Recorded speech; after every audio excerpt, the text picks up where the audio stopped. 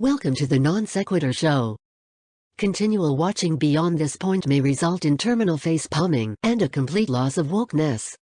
You have been warned.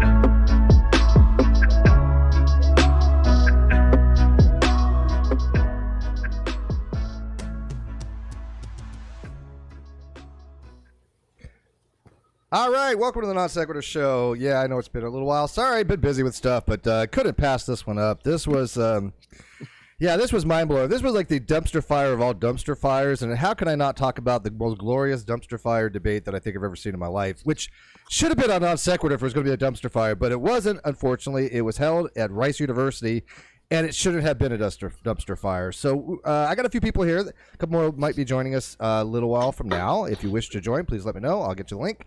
But we are going to be talking about the James Tour, Dave Farina debate, and I'm going to put them in scare quotes there. We won't be playing the debate, and we won't be talking a lot about the chemistry because none of us actually know that much about chemistry beyond what we took, in basic high school and college. But I mean, it doesn't have any consequence to this level. So I mean, clearly we're not competent enough to discuss organic chemistry, but we will be talking a little bit about what we think as lay people in the audience, if we were listening, what the heck they were trying to get at. But I think it's going to be a lot more along the lines of style, a lot more along the lines of presentation, what the debate was supposed to be about, and why it got derailed. I took a lot of notes. Let me introduce Jay Brown here. Thoughts from Jay Brown, who took a lot of notes, and John Foley, who took no notes. Evening, everybody. Or happy lunchtime for those of you who are in the States. Yeah, what time is it over there? It's like 11, huh? It is 11 p.m. here. That's awesome. Well, it's only 3 o'clock. I've just got my glass of Pinot on the go. So. Awesome. All right, let's kind of dive into this. So, a little bit of background on this particular debate. From what I understand, and you guys please correct me if I'm wrong, which a lot of times I am about this stuff. I don't watch that side of the YouTube communities, but I guess James Tour and Professor Dave, as he's known on YouTube, had some beef relating to the Orange of Life subject. And so, for some reason, they got together, decided to have a debate at Rice University on the topic, are we clueless about origin of life? Which is such a vague and all-encompassing and generalized statement that I can't even imagine why they both agreed to it. But be that as may. And they decided to take each other to task on if we are, quote, clueless on origin of life. And so I think where we want to start maybe is just kind of dive into the debate from the opening statements, or even before the opening statements. Thoughts by Jay Brown. Did you notice that when they actually met, when they actually first introduced each other, how cordial Tor was, and he actually gave Dave a little gift. I thought that was very civil. That was very civil, and I actually think it was. If I was in Dave's position, I actually probably would have liked that gift because that's actually a cool concept. It did look pretty cool, right? I mean, I thought that was very nice of him. Yeah. If I'd hang it up behind me if I actually had a wall that I could hang that type of stuff. It was very sciencey, wasn't it? I mean, just like on the face of it, if you knew nothing about science at all, it was just like for somebody who is supposed to be a science communicator, you'd have thought, actually, that's a pretty sweet gift. Like, yeah, I don't think he appreciated it that much. Yeah, I don't think he appreciated it as much. But neither here nor there. At least James Tour, made a cordial type gesture to try to set the mood, I think, for the debate. Yeah. I think he really wanted to be a civil, cordial debate. I really do. Look, for all cards on the table, none of us are theists. We're all non-believers. We're not ID proponents. We're extremely anti-creationist. or at least I am. I'm pretty sure that you two, for the most part, are. So when we talk about this debate, we're not analyzing it from any kind of theistic or ID perspective. However, I will just lay all my cards on the table. I do have a bias about this debate. I am going to say how horrible it really was, and I don't have any really likable feelings toward Dave Farina from how I've been treated by him, but I'm going to try to keep that at bay as much as I can.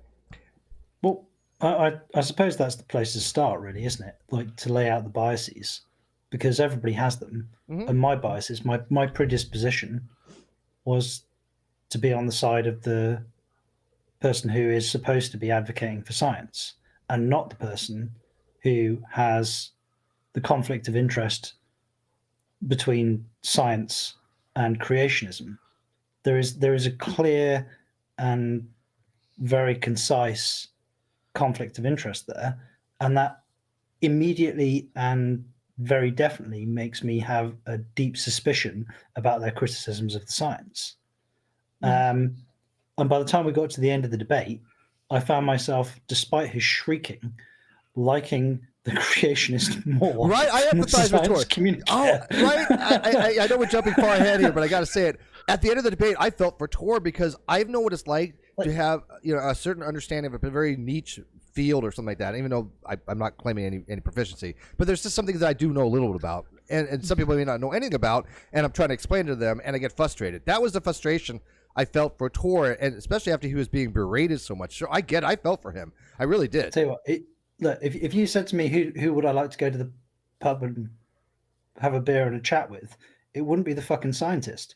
That's the first time I've ever said that in my fucking life. Yeah, and I was all Thanks, for Dave. James. I was all for Dave. All I did on Twitter say, hey, look, I haven't watched the debate yet, but what I've heard, this is how it kind of went, and this is when Thoughts by Jay Brown made a video on his channel just talking about the Twitter exchange I had with Dave Farina, which was in itself a clustered dumpster fire of epic proportions. And the video's linked in the video description. You should all check it out. It's not a long video. And Jay, your analysis on that was so poignantly spot on. I have no words to describe how accurate I thought your assessment was. Well, it's the joy of watching the actual debates, even if they're on Twitter, and being able to spot in the language and the communication where people are, I don't want to say wrong, but just they present themselves in a way that just makes you not want to side with them. And going back to biases about the two debaters, my high school science teacher, who was actually my class advisor for high school, is a Seventh-day Adventist science teacher. I know what it's like to be taught and be able to have that discernment of science over religion. And he actually tried, at least in front of us as a class, tried to keep that separate. I can't say to what Tor does in his classroom. I haven't read any of his papers, so I can't say he keeps it separate. But if he even does the basic of trying to keep it as separate as possible, I admire that. Shouldn't be. I admire that they can keep it separate. Look, as long as a theist wants to believe in God and they don't believe God created everything and all of this came from God at the very beginning, okay, that's not. I don't have a dog in that fight. I really don't. Despite the cognitive dissonance, there is an integrity to that needs to be acknowledged. If you can't acknowledge that out of the gate, then you will struggle to have an honest conversation with those people. Yeah, and that's the thing where I think Dave screws up, and a lot of these massively so. These atheist, I don't want to say wannabes, but just atheists that think they know everything about what it is to be a theist can't grasp is that people can hold, ideas that conflict with each other and still be decent people.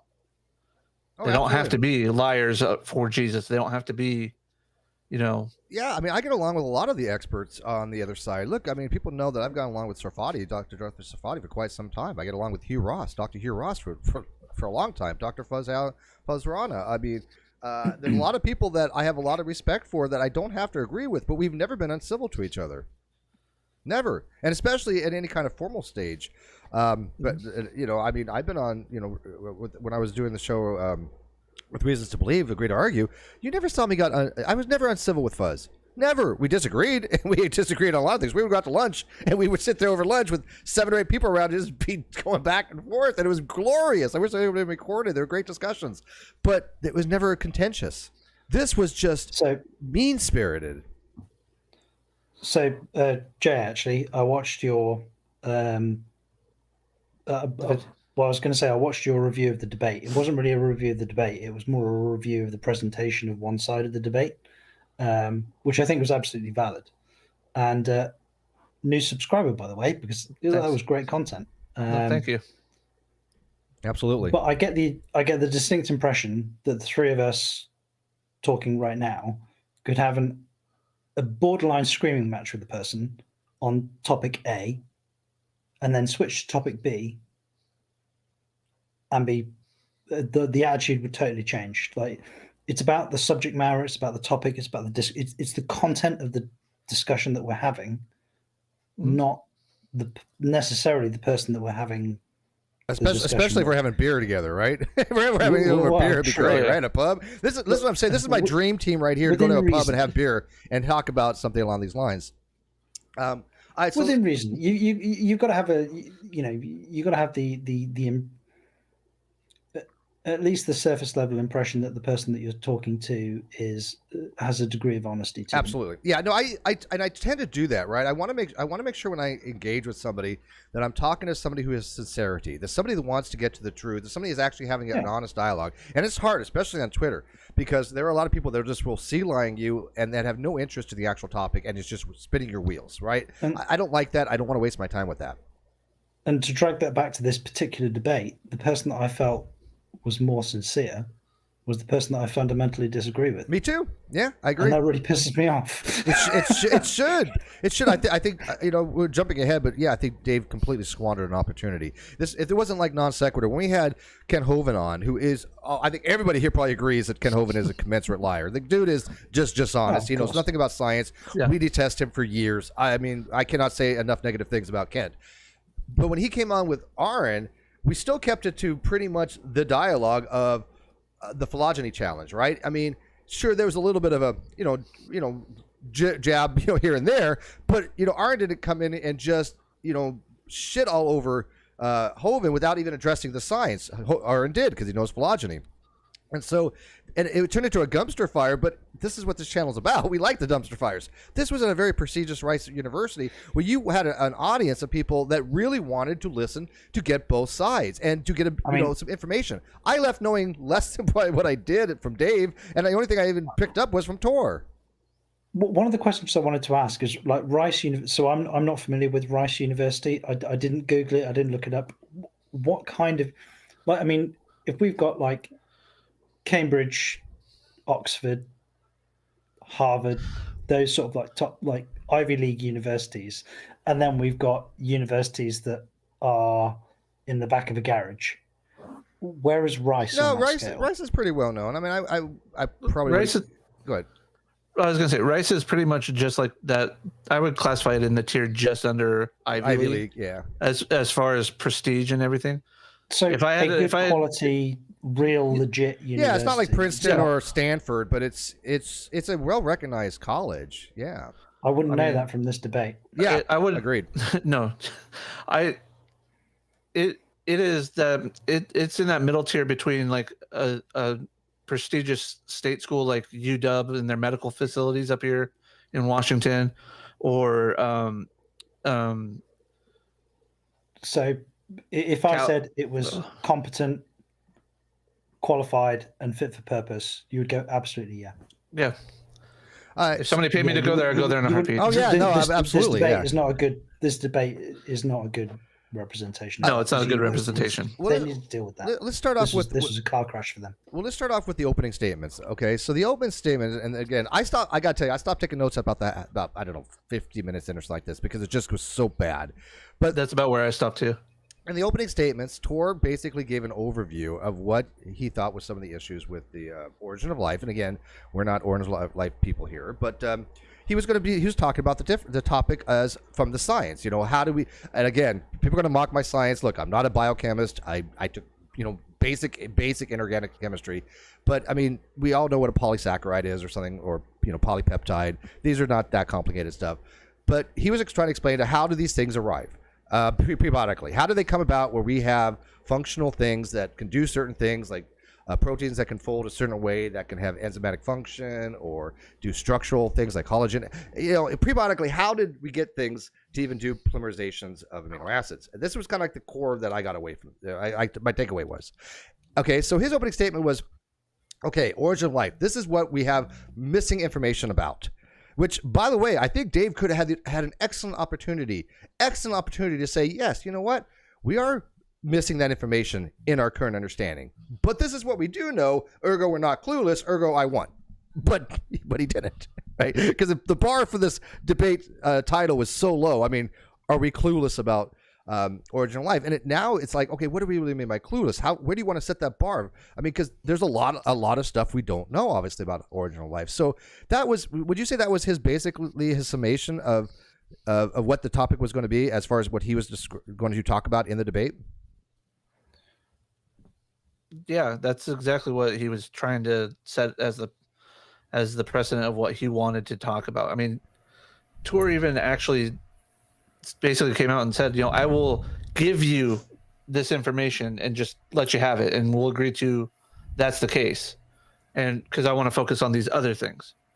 In a debate, how often do you see somebody actually say, here, take all the points that I have against you and just have them? Mm-hmm. Yeah, he did. He said that, right?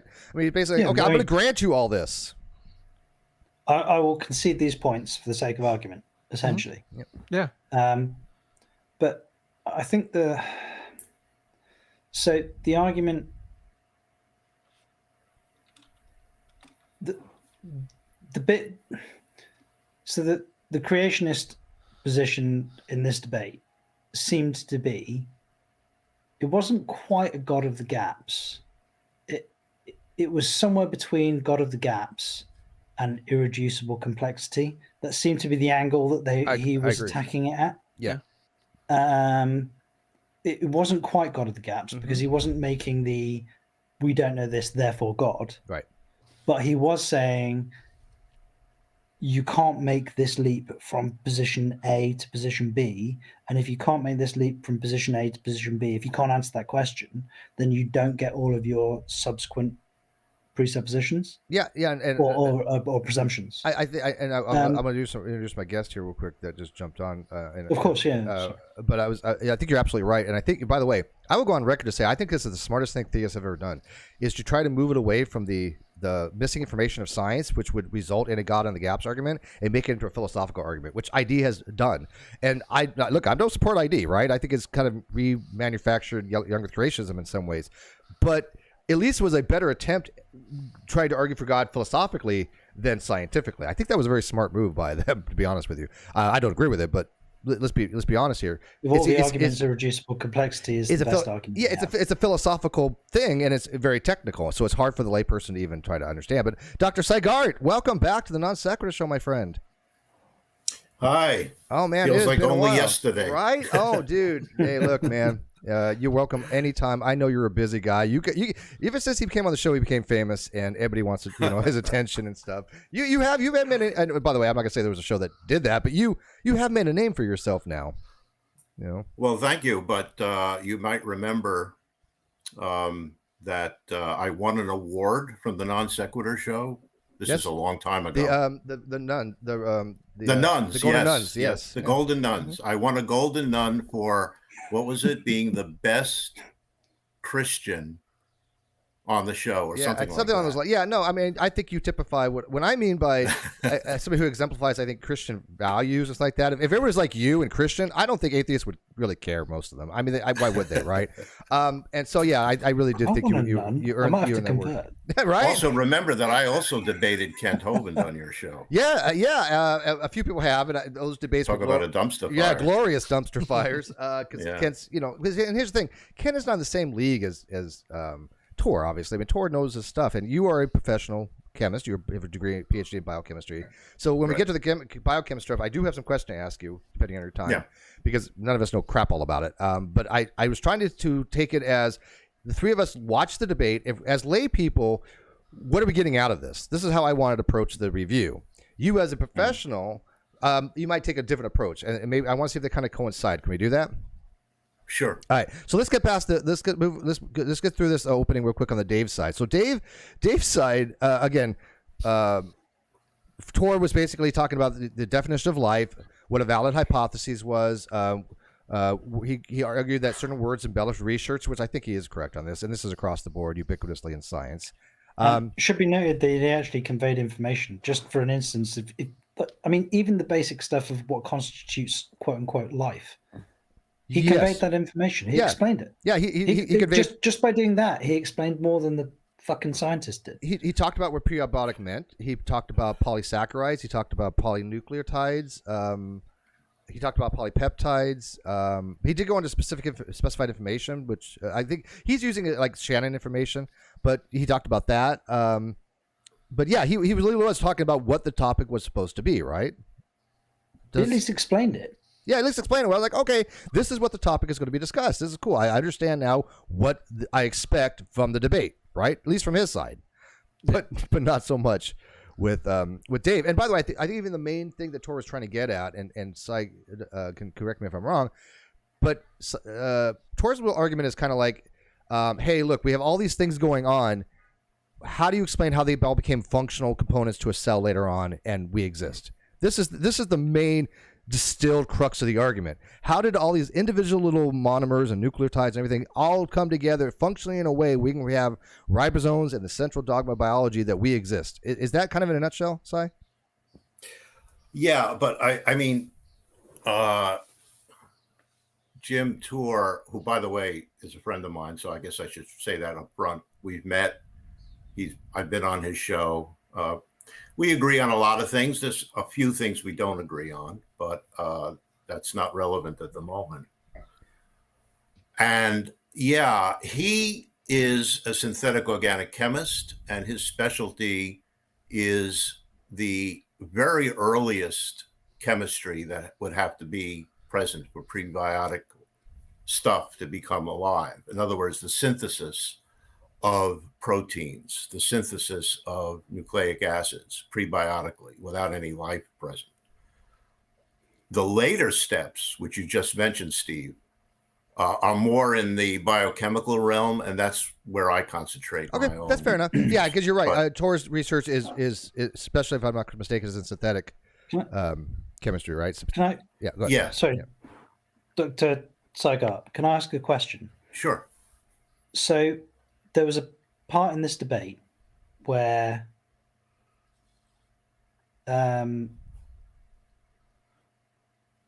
the bit that was raised was the apparently, and it wasn't raised specifically in the debate, but they referenced previous communications that had gone on like Twitter and in YouTube videos and things like that. And it was about the this doesn't count because they used hydrochloric acid or to clean some glass plates, which was designed to sterilize the glass plates. And the creationist gentleman said, well, that doesn't count because you can't have hydrochloric acid or whatever it was in this environment. Like, you can't have hydrochloric acid to clean glass plates to create life because, like, we used it in that particular experiment. We used the hydrochloric acid to clean the glass plates of bacteria to create essentially a sterile environment, as would have been in existence. They were doing experiments. Yeah, they were doing an experiment. They were trying to create controlled conditions. Yeah. And the argument was made by Dave that the creationist chap had said, that doesn't count because you've used this particular chemical to sterilize the environment, and that particular chemical didn't exist. It or wouldn't have existed had abiogenesis actually taken place. Right. So what's your question?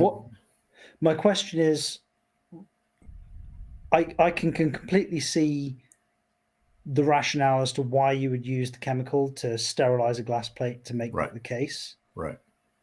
So was that claim that was made by the Dave, the science communicator, was that claim was that fair? Was that legitimate? Was his criticism of the misrepresentation of the science legitimate? Was that fair? Because or not? Well, that was not, as you said, that was not in the debate, right? So I didn't actually hear specifically I think what was said. I think they mentioned like a tertiary thing referring to it somewhere along the lines. Let me put it in context. It's very unspecific. Let me put it in context. And I should say as an aside that while Jim is a Christian, he is not a creationist. We usually use the term creationist as someone who it kind of conflates with young earth creationist or someone who's denying science and substituting. I'll concede that. We'll all grant that. Yeah, we'll all grant that. Yeah. Okay. So I'm not overly familiar with either of the two gentlemen involved in the debate. So I know Jim's views pretty clearly, and I myself, for example, although I'm Christian, I fully uphold evolution. Steve can vouch for that. Yeah. I mean, we both agree evolution's gone on for billions of years. Yes. And the majority of scientists who do research, and that includes both Jim and myself and many other Christians, we leave the faith at the lab door. I mean, there's no point. You can't do science, by magic. You can't do it by praying. You have to actually be a scientist if you're going to actually do science. So I agree. It's not really relevant. But back to your real question, and that relates to an issue that has been raised in the origin of life scientific community by everybody, by not just by Christians, but by non-Christians. And that is, if you're going to talk about prebiotic chemistry, you have to assume that there's things that can happen without too much human intervention. Now you have to do some, because otherwise you can't do experiments, right? So you have to do some. One would assume, yeah. Yeah, but a very good paper was published recently by, I think, a British scientist, I don't remember his name, who wrote a whole opinion piece about the idea of not doing too much in the lab that wouldn't happen in the prebiotic world. It just couldn't happen. In other words, purifying certain chemicals too much, doing things in order, okay, which doesn't happen in the natural world. There's nobody deciding, oh, let's add the acid now, and now we'll wait half an hour, and then we'll add something else, and then we'll, clean it and what.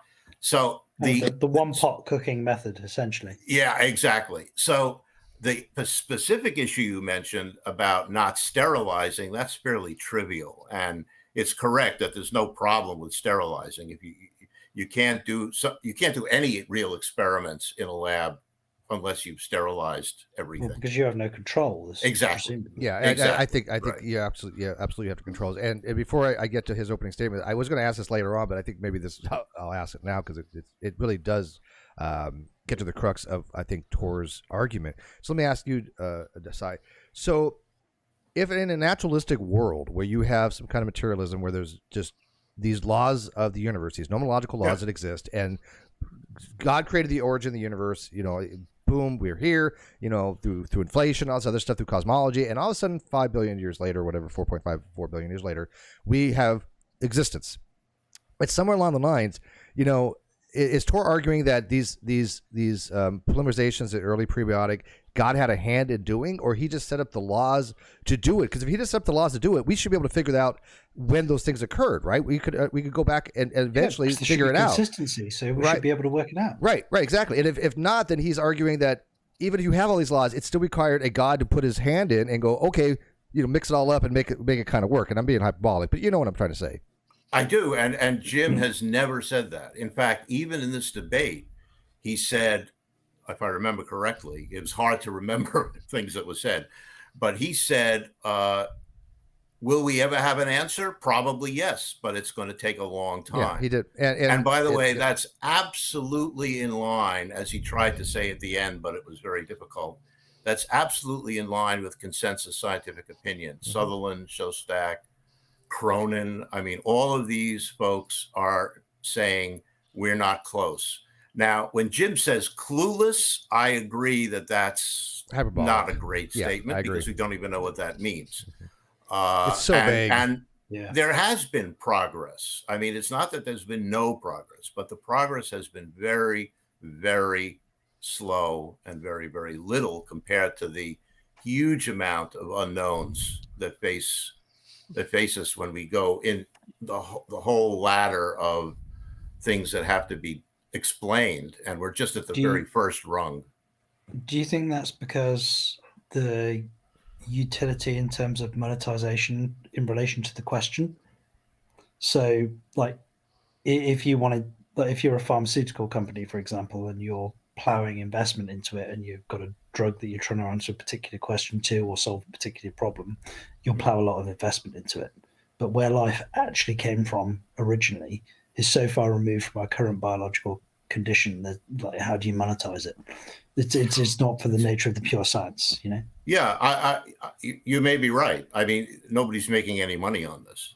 It's not a field where you're going to get rich. Curiosity. It doesn't have any commercial. Yeah, Yeah. I mean, we're not going to start making life and turning it into, So things we want to control. When Dave did his opening, it was a dramatic difference. And honestly, I'm so surprised he didn't get actually booed. But I counted personally no less than 30 pejorative or invectives directed towards Tor. I mean, just give you a sample. I wrote these down. Okay, Tor is an apologist who lies about origins of life. And again, if you want to say that, look, these are some dishonest people. I again, it's just, to me, a jab, whatever. But Tor has said he's not an ID proponent. He has said he is sympathetic to ID. That is his words. He is sympathetic, Right. but he's not an IDer. I respect that. There's certain things I might be sympathetic for that I'm not. I don't want to be called certain things because I'm not that, right? But I might be sympathetic, and so I get where he's coming from with that. He said Tor's a creationist. He's not. He does hold very high regards to God in Scripture. That seems to be true. But he also was saying that things like he has all the students do his work. He just slaps his name on his paper. That to me is a very harsh statement to say about an academic. What would you think if somebody said that to you? He just has his students do it. He just puts his name on it. I mean, for somebody who has like won awards and somebody who's like well respected as a chemist itself, not as anything else, wouldn't that be like offensive? Since you asked me, they have said it to me. He Wow. and his followers on Twitter. Dave did? Yeah. Well, Wow. Yeah. Oh, yeah. Wow. I'm not going to go into it because Yeah. I don't want to discuss that. No worries. Yeah, you've had interactions with him too. Yeah, I know. Yeah. And did you want? I didn't answer, and I won't answer, and I'm not going to mention his name, and I'm not going to discuss him at all. That's the only way. The only reason I'm here is to talk about the science. I got you. I'm not going to talk about him at all. Fair enough. Just out of curiosity, did you have to watch Thoughts by James Around video? On the when you get a chance, it's in the video description. Check it out. But yeah. So, yes, I did. Okay. Yes. Yeah. Great video. Very Thank you. great. I didn't hear who you said. Thank you. Right. Yeah. Yeah. Very nice. And we'll get Jay in here in a second. But he also said, like, Tor's is a YouTuber, embarrassing commentary, science illiterate Christians, Jews' clueless ramblings, Jim's fraudulences, unprofessional behavior. It was just one. I'm not even going to read them all these. James can't read a CNMR spectrum. Talk. Look at James laughing at that. I don't even know what the hell it is, so I mean, I wouldn't be able to read it. But I mean, it was like I would assume that he would be able to. It's kind of like telling a physicist like a solid state physicist he doesn't know how to read a Mollier diagram or something. Toxic individual, pathological liar. It's like these were all very harsh opening statements. But what I noticed, nothing that Dave said had to do with basically origin of life, other than here's some papers. Which we didn't explain, but that was my initial assessment of his opening statements. What do you guys think?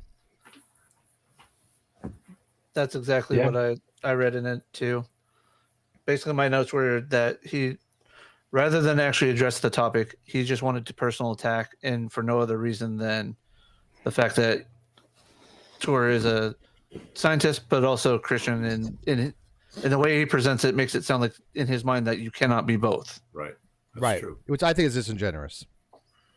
Absolutely. Yeah. And the only benefit I'd have got from James was just a list of links. I didn't need to watch the fucking debate. I'd have just got a list of links. Which wouldn't have told you anything. Which also wouldn't have told me anything because I'm not necessarily equipped to digest the scientific papers. What I needed this asshat to do was to condense the scientific papers into some talking points that he could explain to me that would engage my interest, that would then get me to go, okay, that's an interesting topic. Mm-hmm. I'm going to learn more about this field. I'm going to learn more about this field, more about that field. And then eventually I get to the point where I can digest the scientific papers, exactly in the way that I'm interested in philosophy and logic and set theory. And I was never formally trained in those things, but I had people who explained the surface level analysis of those to me. I got interested and I started doing some deeper reading. You start from the top and you work down. And this was a chance to expose the top to a large room of people and potentially change their minds. And this guy basically squandered that by calling them fucking idiots and going, you don't understand the science the way that we do. And I think Tor started then off... you're not a science communicator, are you? Tor started off strong with the science too, and I think this is where... Absolutely. I think Dave purposely tried to derail him by just trolling him, because I think Tor had him at the get-go. Not so much on the debate topic, because again, it's so vague. But as I understand this, and this is where I really want Sai to jump in, he wrote a polarization equation for a dipeptide on equation, right? The blackboard. So he's talking about specific two types of amino acids. It was aspartic acid and lysine, which have two side chains, each of them. And so he was asking, okay, Dave, show us a way that in a prebiotic state, these could become polymerized. They could be linked together in an aqueous solution prebiotically. Is that the crux of what he was asking? In a way that is functional. Because again, as I understand it, the side linkages link, you're not going to get some kind of functional structure for a peptide that can form a protein later on. So that's what they're trying to avoid. They don't want that side linkage to be linked. So he is asking him, and so Dave showed a paper. It was what's the name of the author? Lemur. Well, there were a couple. One was by Leslie Orgel. Yeah, that was with the Orgel. Pounder. The Orgel, the paper where he has a cyclic way of making using what was it? COS in a way to OCS to make it work. This is how this polymerization could occur, but it was for a very simple amino acid that had no side chain. Right. And was it glycerol? Glycine. Glycine. Okay, it was glycine. Yeah, I see. I'm a chemist. It was glycine, and looked like it was deprotonated or something on the hydroxyl. Right. But it was not what he was asking. He was asking for those two amino acids because that is what they haven't figured out how to do yet. So when Dave said, let me ask very clearly for the audience, when Dave said, "Here's a paper that shows this," how did that paper show that? Because I didn't understand the paper fully, but I at least look at the diagram and say this is not what he's asking. Yeah, no, that's right. I mean, the key word here is side chain, which all amino acids have. Some of them are very simple, but aspartic acid has a side chain that's an acid. And arginine and lysine have side chains which are bases. Okay. Now, acids and bases bond to each other. They're kind of opposite each other. So they bind together. But what's and that's how you make a polypeptide, because every amino acid has a base side and an acid side, and the two sides of one amino acid cannot join together because they're not positioned right. But the base of one amino acid can form a bond with the acid of another amino acid, and the acid of that thing can form a bond with the base of another amino acid. So you can get a long polypeptide, which is a protein. And so that's what he was asking for. Okay. Sorry? That's exactly what he was asking for. He wanted how to get a chain of them. How do you get a chain? Not on the other side chain, which I thought for you can easily get a chain using that Orgel method with glycine, which only has a hydrogen atom. That's the side chain though, right? The hydrogen atom is the side chain for that. Okay. Is the side chain. Okay. Or valine, which just has carbons, or any of the but you can't do it when you have two amino acids, one of which has a basic side chain and the other has an acid side chain. Everything starts to link with everything else, and you don't get a line. You get branches. Yeah. It wouldn't be okay. So yeah, so everybody who's ever seen a protein come out of a ribosome, it's a nice linkage. It's a line. It's a line. It's a linear. It wouldn't be like this weird protein branching thing. Okay, so would you say that Tor? Okay, so would you say he kind of pulled a Nephilim free? Because we all know from historical context that Nephilim free loves to say, "Here, I have a paper. Here's the title of the paper." Never read the paper, never understood it, especially the complexity of that particular paper. I have that paper that Dave had. It's way beyond any layperson's ability to understand, I think. But it's a tough one. Yeah, it's extremely complicated. I mean, it's a brilliant chemical. Work. Sure, if you have a PhD in it, but to us idiots, we're just going to go, yeah, it looks cool. But I've talked to a lot of experts on this. You're not the only one I reached out to. There are several PhDs in this field, as you know, that I do know. Not one of them said that paper had anything to do with what Tor's asking. Not one. No, doesn't. And so was Dave just trying to bullshit the audience, you think, or do you think he just didn't understand that was not what Tor was asking? I'm not asking for you to read his mind, but I'm not going to discuss him or what he said or did. However, I'm just telling you that paper, brilliant as it is, you're correct. It has nothing to do with the side chain problem. It doesn't solve. Well, let me ask Jay the question. He'll answer. Jay, what do you think? Not to get into motive, but I mean, it has to be one or the other. Either he just didn't know, it didn't answer Tor's question, or he didn't care. I honestly just watching and reading his body language, and I'm no expert or anything, but I like to think I am when I stay at a Holiday Inn Express. But in all seriousness, I think he just didn't care because he knew he was going into a hostile environment with the audience being a bunch of Tor students or potential Tor students, and he just didn't want to fundamentally have this conversation in an honest way. Like if it was any other chemist that he could talk to, he probably would have been okay. Let's talk about this, and actually probably would have went to the chalkboard. And why did if Dave is an expert in this particular topic, why did he just go up to why did he show any chemistry on the blackboard? I gotta jump in and explain that, please. Okay, I was a professor for 30 years. I went up to the board, I don't know how many times, hundreds of times, and wrote formulas on the board with chalk. It is extremely difficult to do that. When I saw Dave writing the structures of two amino acids and then forming the peptide without making a single mistake. Oh, you mean James? Not Dave, James. Yeah. I couldn't believe my eyes because I know I can't do that. Yeah, even though of course I know it was beautiful on the board, wasn't it? Yes. It was gorgeous. Yeah. And that shows you what an accomplished chemist he is, because very few chemists, I mean, there are a few, but very few can do that without, making a mistake. It's very hard to do. And that's why the other guy never did it. Yeah, well, it's the same thing like mathematicians. I mean, I know some brilliant mathematicians, and they could just write, "Oh, let's do some modal theory." Let's with complex modular stuff, and I'm like, yeah, it must be very difficult to go be above board and do it. But I think that was the point Tor's making. Hey, I wrote it out. It's a beautiful it was a little underhanded, but but hey, it's a debate, man. And look, I mean, this was a grenade. This was like, hey, Dave. Okay, show us what you got. Show us you can understand how. There was no way he could even draw ribose. Let me tell you. So I was like, this is going to get good. Okay, Dave, show us. I want to see the chemistry, and I got bump kiss. I got nothing. And that's the thing is going at this as a layperson. I was hoping that Dave would be able to explain this stuff to the audience, and not the audience that's there, but to the audience that was on the live stream.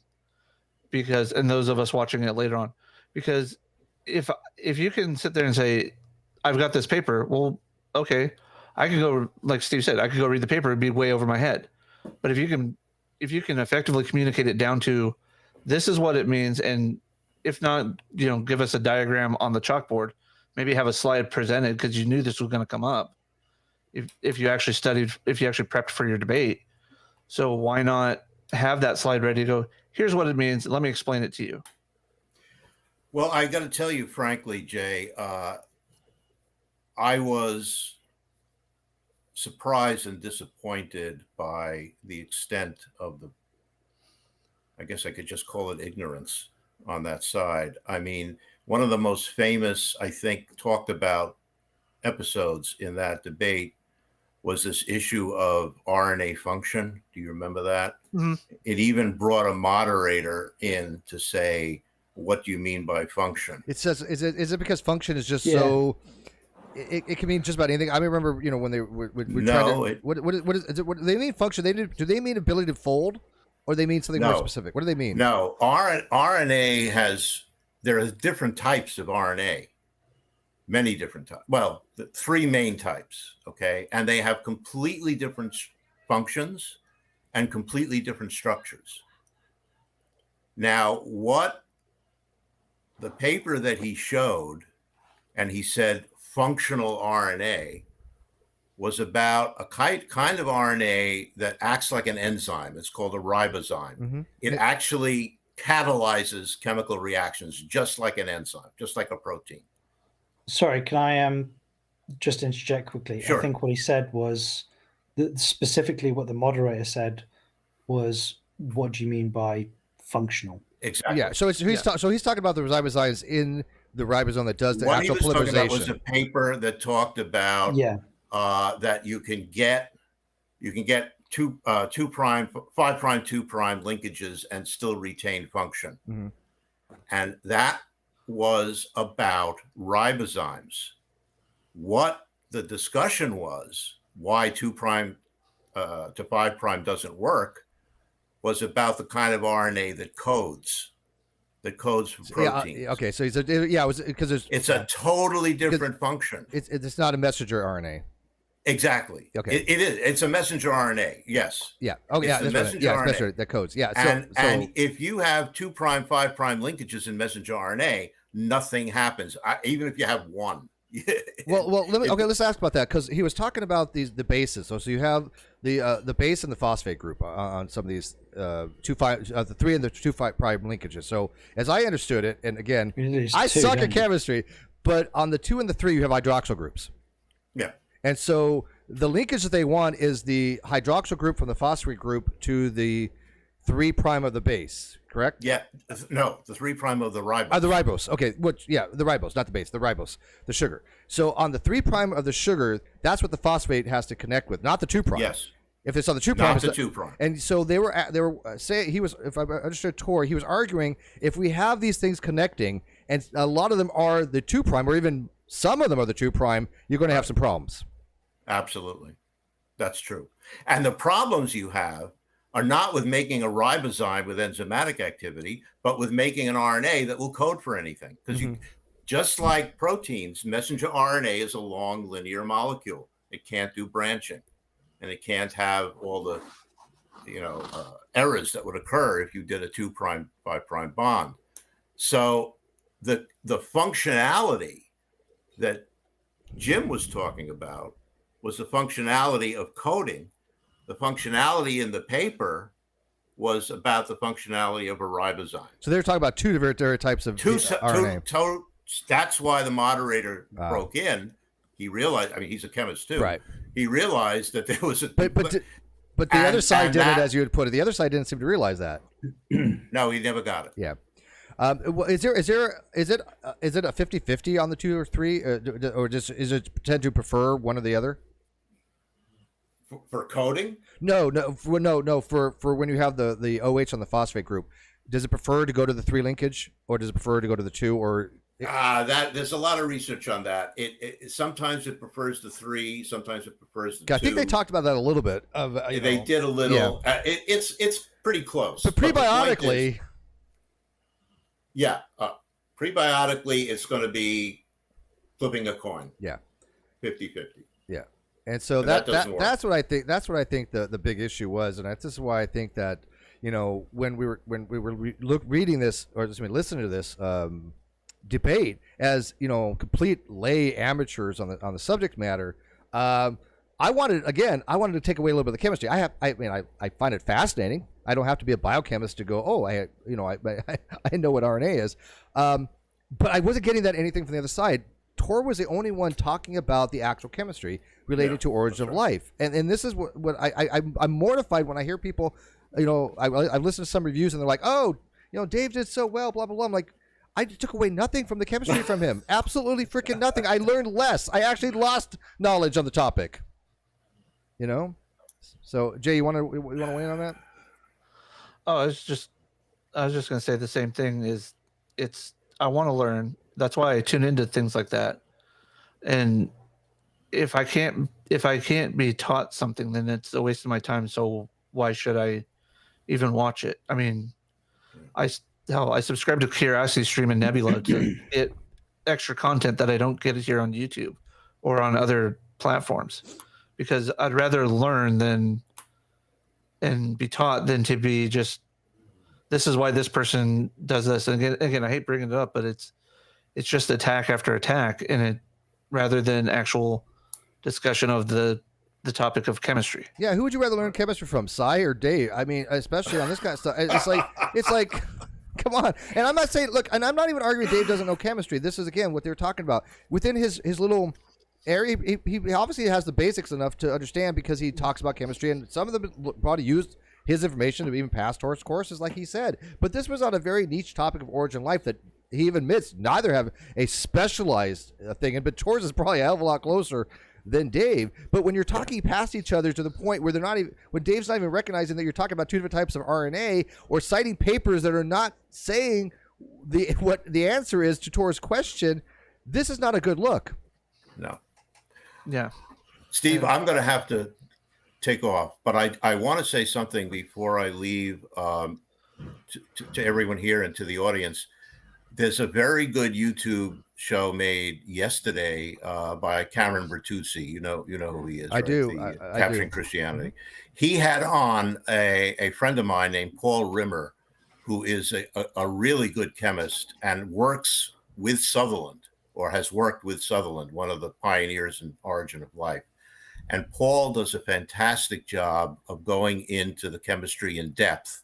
Maybe a little bit too much depth. I watched it. It was brilliant. It was absolutely. You saw it. Yeah, of Great. course I was. Yeah. I prepared for this. I prepared for show. this a little bit. I was real impressed by his presentation. A little bit over my head, a little bit, in some parts. He shows structures, but he does it very. I feel he. But the basic understanding was just fine. This is exactly. But again, this is. But even the stuff, the basic stuff he started talking about was what I was thinking when I was watching the debate. I'm like, okay, is this what they're talking about? Then he got a little more complicated, but his presentation was what I wanted to see from Dave. I wanted to see, this is what they're talking about. This is what they're talking about. I mean, I know what a polymerization is generally, and I know what a dimer is or whatever. But I mean, I wanted to show in the prebiotic world how in an aqueous solution you would have these types of couplings, these types of linkages. Right. This is what the whole crux of this was about, beginning. Yeah. And Dave never talked about any of that. He said, here's a paper. He's like Nephilim free. Here's a paper. Okay, but that paper doesn't say what you think it says. And of course, you're talking to the audience, which Dave insulted. But again, every person I've talked to, every single solitary people I've talked to says that those papers did not have what Dave claimed they have. And this is a very telling thing. And this is like, of course, we don't have the expertise to weigh in on this that much, but I got to trust the experts that I've talked to. And no, they were not all theists. I do know some very atheist PhDs in these topics. One is a very respected YouTuber. I don't think he really wants me to mention his name, but he was more than happy to talk, to give me his weigh in on this. And it just wasn't a good look. But anyways, thanks. I appreciate it, man. Yeah, check out. I'll put Cameron's link in the video description because it was really good. Yeah, that's worth watching. And well, nice meeting you guys, and it's great to be back on used to be one of my favorite shows. On now it's not though. That's okay. Yeah. Used to be. Well, look, it can be again. It can be again. I try. I work full time. I have my other channel too. I try to put out what I can. I don't expect this to be like where it was, but I I will tell my audience everything I put out. I do stand by it as far as I want to put out the best content as far as the information. If you think I'm wrong on something, just tell me. But this is originally why Dave and I got in an argument, because he said I was wrong on my paper that he didn't read, right? And it's just like, really? Okay, come on, man.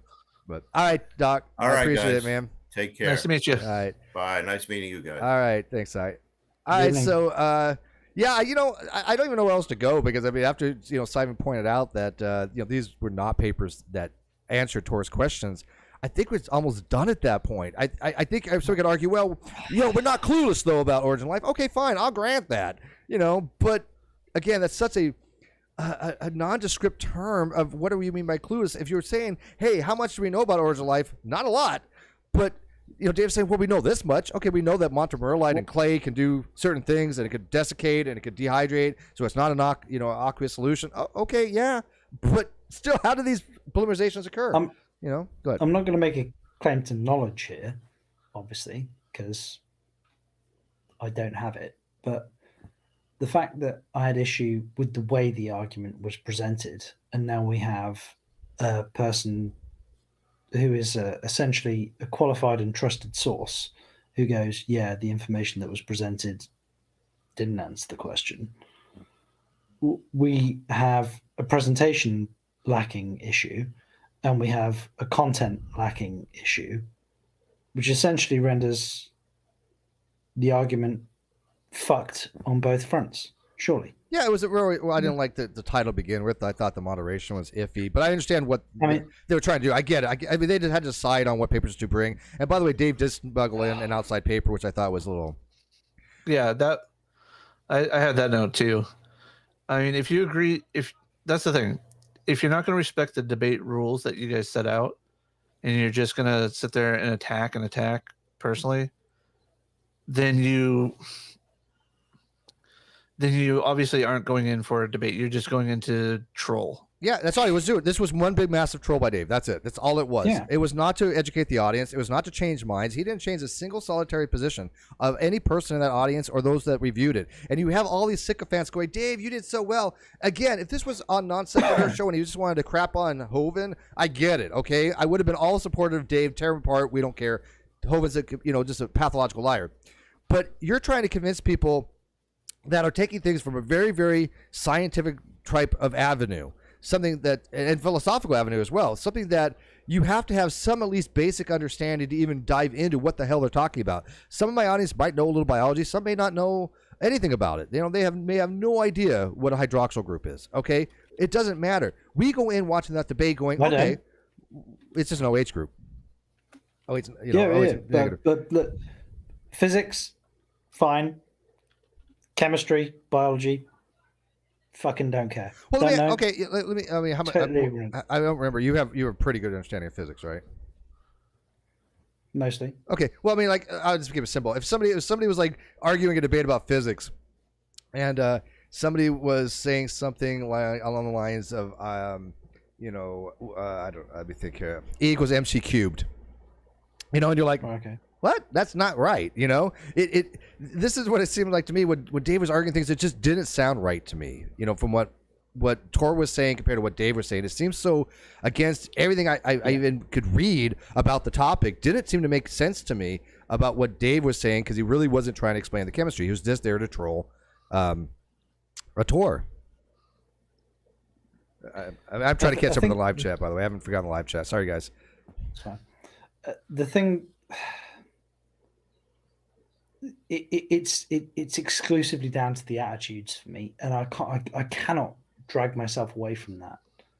This sort of the arrogance that was displayed, and I'm used to having like a sheer unadulterated arrogance from the.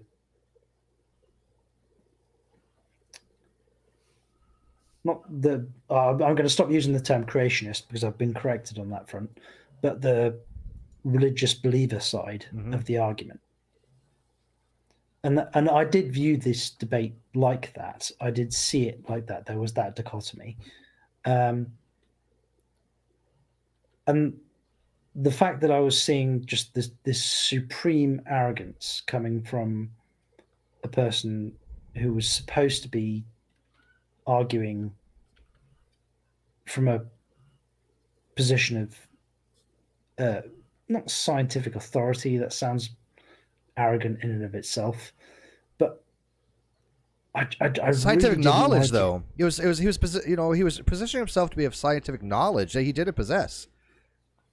Yeah, no, you're absolutely right. Like, he was claiming a knowledge position that he just didn't have, and that really annoyed me, because I'm not a person who is. I'm not a scientist myself, and I don't place science on a pedestal that gives. It's not something that gives my life value, or I accept the utility of it. Mm-hmm. So, and this person managed in this one debate to undermine not only sort of like the value of science, but also the utility of science at the same time. And it really fucking pissed me off. It frustrated because I thought, like I said, I thought Dave squandered. I mean, somebody in the audience said, you know, if they had the titles along the lines of how do these polymerizations occur, especially in a prebiotic environment, this would have been fascinating. This is what I wanted to see. I would have sat through a lecture on this. Right, and when Tor's asking him, show me a pathway by which you can get these couplings, these linkages to form these, dipeptides. Show me a way that this can do this prebiotically, and maybe we might have a conversation. And he knew. And by the way, since these papers were given in advance, he knew that Dave did not have these in his papers. He knew this. He read the papers. He's well familiar with those works. He knew that Dave could not answer the question. And so what Dave did, he's just citation bluffed to me. He did exactly what Nephilim Free did. He citation bluffed. And the audience was just like, I got this. And then he's just like, oh, you guys don't even know what we're talking about. And the moderator is like one of a super expert in the topic. He's like, oh, I think I got you. I think I understand. So yeah, that was weird when he was even telling the audience, yeah, you guys don't even know what we're talking about. They weren't even talking about super complicated stuff yet. They were just talking about, you know, a polymerization method in a prebiotic universe. I'm gonna be completely honest. The point at which he said, you guys don't understand what we're talking about, I was like, yeah, I'll hold my head up to that. Yeah, I mean, I was sat in the crowd going, yeah, I think the entire audience understood. I listened to the questions, which we'll get to in a second, that they seemed to understand. They were like, hey, you know, this, and this, and they seem to have a pretty good grasp of it. The best question out of all of them was the, great, so you're such a stellar kick-ass scientist. Why are you on YouTube? Why aren't you publishing this shit in scientific papers? Yeah, no, I don't think that's a bad question. It's like, well, but I think the answer is pretty simple. A lot of the stuff Tor's talking about really is known stuff. It didn't seem to be like anything, you know, like, oh, earth shaking. His argument is just like, hey, look, we don't know a lot about this stuff, and the people that are saying that we do and they're going to have breakthroughs in the next 3 or 4 years, they're all now walking that back, saying no, it's going to be a lot longer. I think that was the real takeaway from that. So there's nothing for him to really publish. He's not.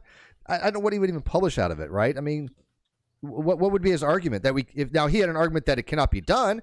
He can say, look, these polymerizations are impossible in prebiotic conditions, and I'm going to show you proof of this, you know, chemically speaking. That'd be interesting, but I don't. You could publish it the negative. Yeah, I mean, I think he may have argued it, you know, in a philosophical point of way, but I don't think he's ever argued it scientifically, you know. But yeah, the questions that were pretty. Okay. I'll tell you the dumbest question though.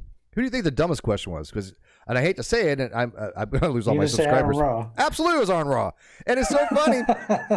It's so funny because who was it? Oh yeah, Jonathan Sarfati, right? Who has a PhD in biochemistry.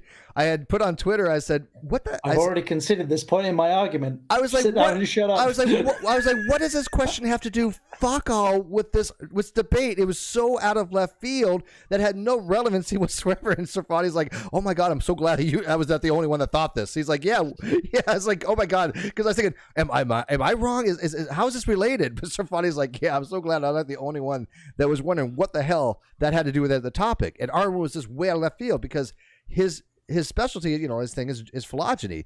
But Tor's like, yeah, so what? Yeah, we've had evolution for 3 billion, 4 billion years. We get this. This is not what we're talking about. We're talking about prebiotic stuff. You know, we're talking about the very foundations of the chemical reactions that occur to have you in pre-life then to life. I'll give Aaron like the benefit of he's so hyper focused on phylogeny. That's why his question didn't make sense. Yeah, no, I agree, and I think that he wasn't focused on the topic of the debate. He wasn't focusing on. I don't think he even listened to biogenics. it. Yeah, I don't think he even mentioned anything about any of the actual organic chemistry. Jay, did you? I mean, do you have you? I don't follow RNA any longer, obviously, because of our falling out because he didn't know what a double negative was, and I corrected him on it, and he was upset by that. But do you ever see him talk about organic chemistry? I sure don't. To be honest, I've never really followed Arn at all ever. So. Well, I liked him back in the days. I mean, obviously, when he did the foundational, foundational falsehoods of creationism, great series. I mean, I've just never been able to get into his presentation style, and that's just a personal thing. Yeah, no, I get that. Yeah, he's nothing against the guy at all. I'm sure what he puts out is great or at least what he used to put out was great. But he's gone full tilt. I think over the years, I think he's crossed over that line to, science communicator to just avid troll. He just wants to troll Christians. I think I have a couple good discussions. But I mean, you saw what he did to me, and we all know that. Look, I'm not completely incompetent in basic philosophy, and he couldn't show that I was wrong on stuff, and so he moved on, to like theists, where he could just say, "Well, I don't believe your Sky Daddy exists," kind of stuff. Yeah, and that's a topic for another day. yeah, literally. Anyways, I do have the live chat there. If you guys want to ask some questions before we go here, I think overall, our perception is what I even said in my tweets prior to watching the debate. And if Jay, correct me if I'm wrong, before I watched the debate, I said, look, this is what I've been hearing. And we're about to see Reds pop in here. And I think it was exactly spot on. And I do want to point out that I think Dave did a lot of things that I think flat earthers use as far as techniques of citation bluffing, and not giving any of the physics or the science like you should do, like Reds Rhetoric does. Oh, speak of the desert, the desert. Speak of the devil. Where did I get desert from? Oh, I'm looking outside. It's like really windy and dirty out there. We live in a desert. So, anyways, Reds. What's up? If you hear a lot of background noise, I apologize for that in advance. So yeah. Okay. Yeah. No. That's fine. So did you even watch the debate, dude? I watched bits and pieces of the debate, and I wasn't too impressed with what I was looking at, to be completely honest with you. Well, how did you watch? Did you watch the opening statements? I will admit I just skipped through the whole thing. Okay. And so I was at the part where I don't really care about the other dude's section, because quite frankly he's a dumb shit, and that goes without saying. But as far as Dave, I think he knows his shit really, really well. He has a great YouTube channel. I agree. But, I agree on basic chemistry. I think he's a science communicator. I'm not going to take that away from him. Yeah, absolutely. No, he definitely knows his shit. But however, I was just disappointed that he didn't spend more time on the subject, and he spent more time, at least in the sections that I looked at, attacking his opponent. Yeah, well, that was his goal. Yeah. That literally was his goal, was to attack Tor's credibility. But that's not going to change anybody's minds, okay? Matter of fact, if anything, it's going to have the entrenchment effect, because the people that believe Tor can go, oh, look, here's the angry atheist, not even talking about the subject. At least with Hovind, if you want to attack Hovind's character, we have a lot of reasons to do so. He's and he doesn't know any of the science. But here's somebody with an accurate, an actual PhD talking about the science correctly from everybody that I've talked to. I've talked to has said in the scope of the debate, regardless of anything else, his chemistry was accurate. Yeah, see, let me give you guys an example that is not at all self-centered. But we had a debate on the NonSequitur show between myself and another dipshit by the name of Jeranism.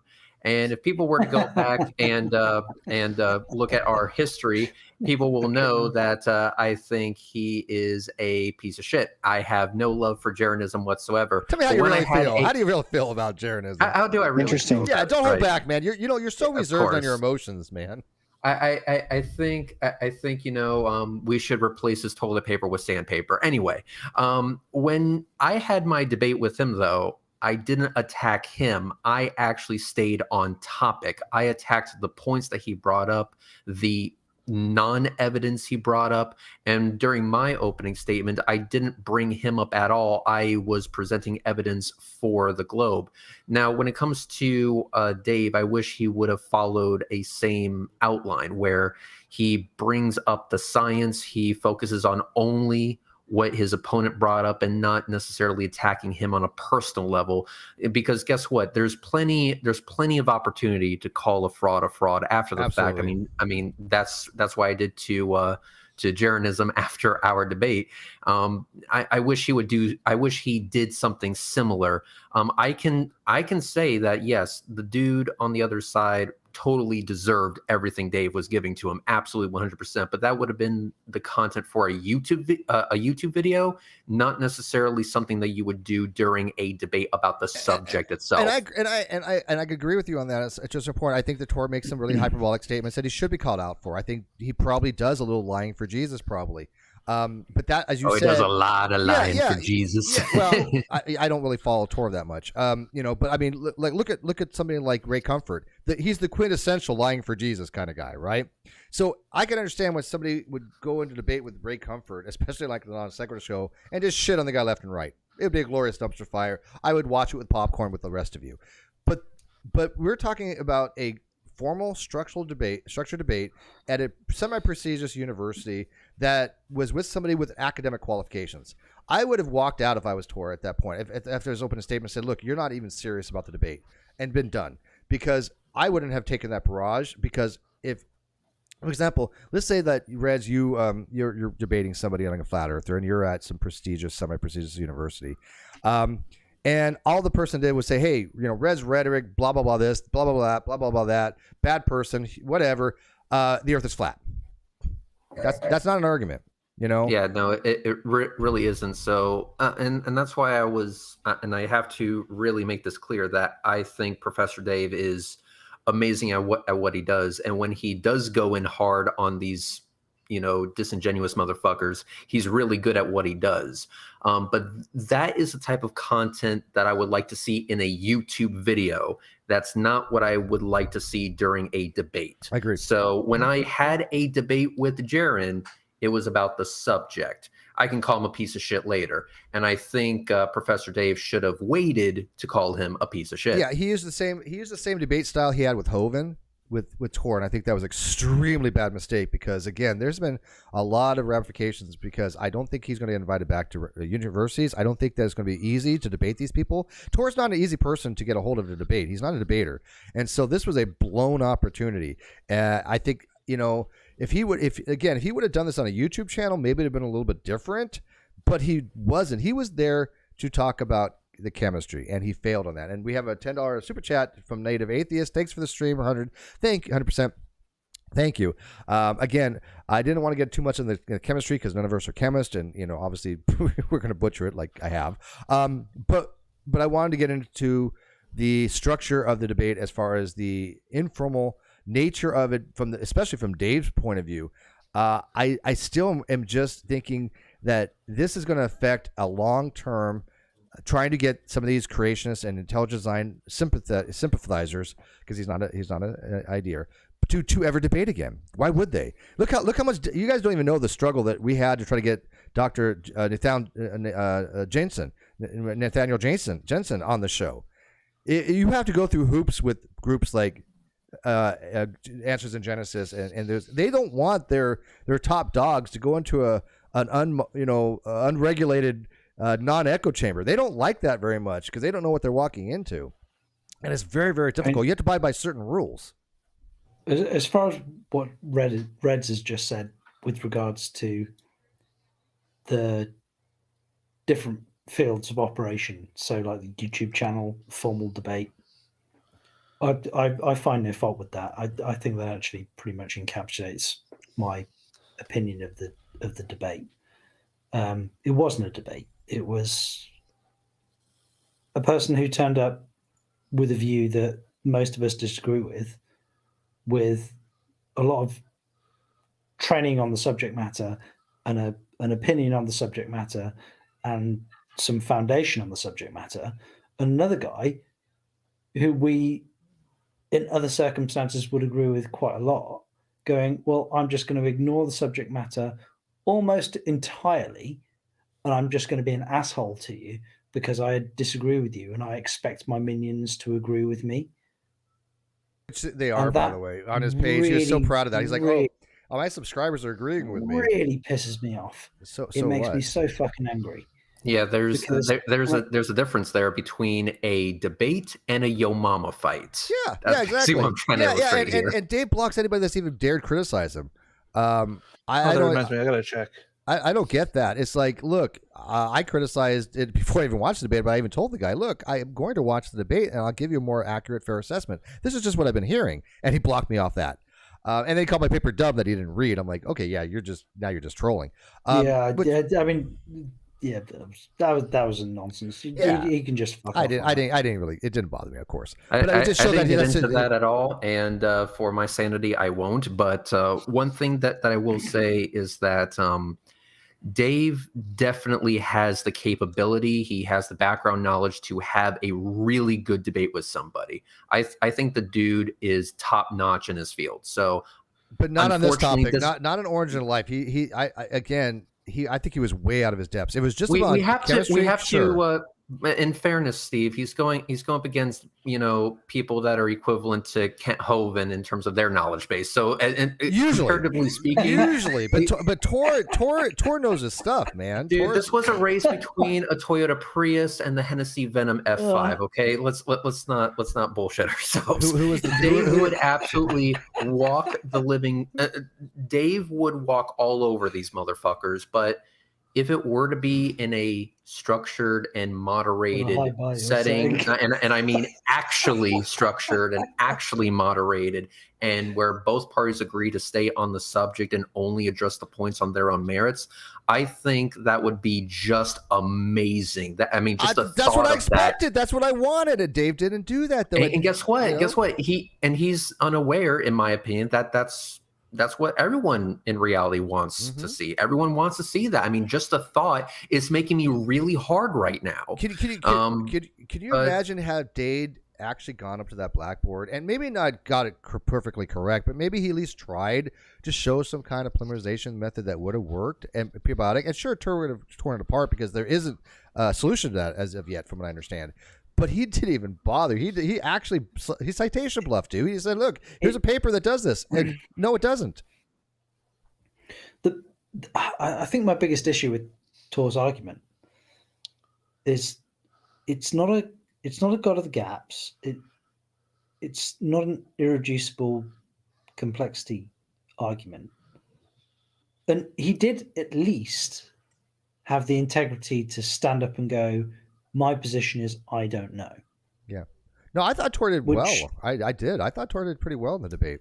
If I never heard anything about him before, if I didn't know anything about the guy, did well. I was like, wow, this guy really. I'm impressed by this. And if I didn't know, what I know about creationism and how I just like intelligent design, I would be like, maybe I need to look more into this. I think he probably helped IT more than hurt by all sorts, all practical metrics. The way I viewed Tor's position was, it wasn't so much a God of the gaps. It was like, you're not allowed to have introspection. You're not allowed to have like a hypothesis. And like, so the way he was arguing his position, like setting aside the chemistry, because I don't have an understanding of the chemistry. I'm not even going to pretend to understand the chemistry. His position seemed to be not that you don't know and not that you can't know, but you don't know right now.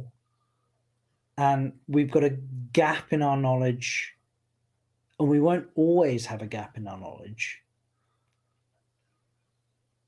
But didn't Tor recognize that? I've got this question right now, and you need to answer this question right now. But Tor recognized this. He said, man, one day we might be able to resolve this. But it was, again, Tor let Dave bait him. He let him get to him. I agree. He said, look, we might know one day, but that's why it's not a God of the gaps argument, because the God of the gaps argument is that you'll never know. Yeah. Yeah. Well, let me ask you this. And Jade, let me ask you this, because you did a video on this. Red's especially, because he does actual debates. Would you ever debate Dave? Because look, I was like, hey, Dave, you want to have a discussion about my arguments and my paper? I'll debate you on it. But now I know if I ever did that, he would just be all personal attacks. He wouldn't even bother to even address anything that I've written in my paper or my argument. And so why would anybody bother to even debate him again? Anybody from any side. I'm actually serious on this. Why would anybody want to debate Dave if that's all they're going to get out of him? Assuming that I had anything to disagree with them on and were to have a debate with them on it, if I were He says you're very good looking. I've heard him say this.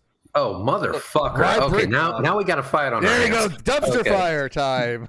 Okay, now we got to fight on hands. So let's say Dave said that I was extremely good looking, which is total horseshit. Let's go ahead and say that he said that, and we were going to have a debate on the subject. The first thing I would want to do is I would want to make sure it is clearly stated what kind of a debate that I want, whether it be a colossal dumpster fire or whether it be something a little bit more structured and moderated and us actually following the rules of, basic common etiquette. So I would want to make that explicitly clear. And then if it were to be the case that Dave were to branch away from our agreement, I would expect the moderator to have enough balls to call him out on it. And so if all of that is clearly understood, yeah, I would have a debate with them. Just because this debate was a colossal dumpster fire doesn't mean that the next one has to be. It just requires, in this case, it would require a little bit more preparation, a little bit more planning, and a little bit more conversations behind the scenes to make sure that we agree on what is expected of both of us. And I don't know what they agreed on. I think they probably should have agreed on more. I think the moderator. I bet you there was no meetings on this whatsoever. Probably not. Probably not. Yeah. And I would also, if there was something that I truly disagreed with them on, it would be a formal debate and it would be structured in rules. And, like Red said, you need a moderator that's going to actually moderate. The problem is even the moderator's opening statements for himself was, I'm not going to get involved basically until you guys are done. And then I will comment. He should have, if they had any formal agreement about the papers, as soon as Dave was pulling out that paper, he should have been like, no, and just made him put it back. Yeah, the outside paper? Yeah. Yeah, I agree with that. And I also agree that, he really was there just to kind of say, and he even said this beginning, if there's errors in his understanding of the chemistry or something like that, there's something a mistake where he can weigh in. He did. And that's what Sygart pointed out, that they were talking past each other about the different types of RNA, because you have the, messenger RNA, transmitter RNA and the ribosomes. And so he was talking about something completely different when the Tor's talking about. And so that I didn't pick up on, but the moderator did. And he's like, no, you guys are wrong on this, because Dave, you're talking about something that Tor's not talking about. That's somebody who actually has, an expertise to say, hey, I know enough to say, look, you guys, you're not right on this. That's what I like to see as well. Mm-hmm. Yeah. And I think that's the kind of the big thing that all of us so far have been talking. We're not having an issue with Dave's credentials or his ability to talk about the subject. It was literally his lack of talking about the subject is the issue.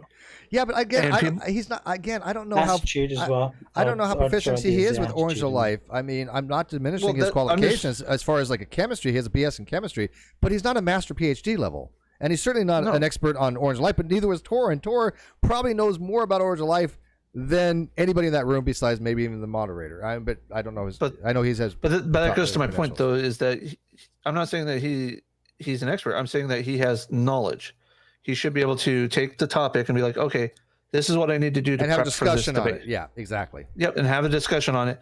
Which he didn't do, I don't think. And that's exactly, he didn't do any of that.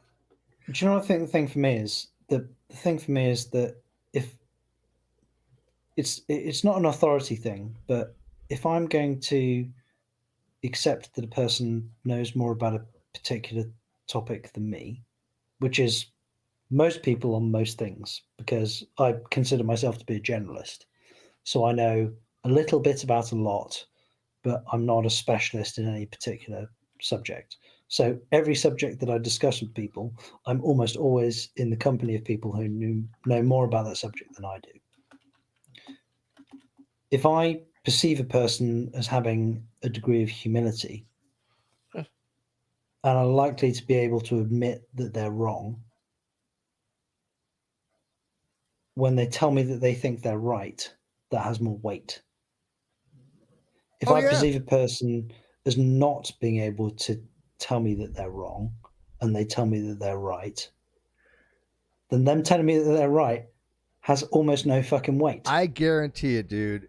This guy right down here, if a flat earther made a valid point about science that Red's got wrong, he would choke on it, but he'd be like, fuck, yeah, you are right, and I've corrected myself. I think I've even maybe seen him do it before. It's rare, but I mean, he would do it. I mean, again, if you are being presented information that is objectively something you can go you evaluate and show, hey, maybe I did fuck up this, right? I mean, when he was talking to Jaredism, Jared made no points about anything. He even got pi. He didn't even understand pi, right? But let's say he made something. How do you not understand pi? He didn't understand pi, dude. I'm not even joking. So he didn't even know what a circumference was compared to diameter. He had no idea about any of this stuff. I have a 7-year-old daughter who understands pi. This is Jaredism. Yeah, but this is Jaredism. Yeah, this is Jaredism, who's deceitful and probably does understand it, but just was trolling. I mean, just because I can't imagine him being that stupid. Yeah, I think so. I think he's a Poe. I do. Jared Reds doesn't though. I don't think. I've flip flopped on this opinion multiple times. At this point, I have no idea. Anybody's guess, but we do agree that it's anyone's guess. We do agree that even if he was Poeing, he's an idiot. This is true. Yeah, he's an idiot regardless, or at the very least, he says a fairly low bar. I mean, he says idiotic things. He says idiotic things, and to highlight something you said, Steve, you're absolutely right. That if a flat earther was correct on something, I would be more than happy to accept that and take it on board. In fact, that's exactly what we're doing in about 30 minutes on my YouTube channel.